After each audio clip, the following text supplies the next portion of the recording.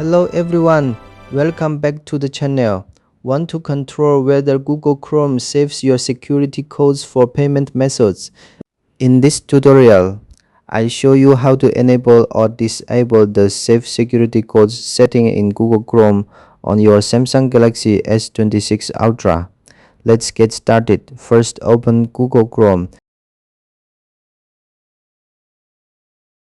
Tap the three-dot menu in the top right corner.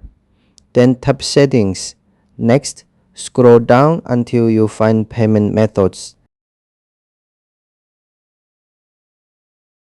Next, you'll see the Save Security Codes option. Here, you can turn this option on or off.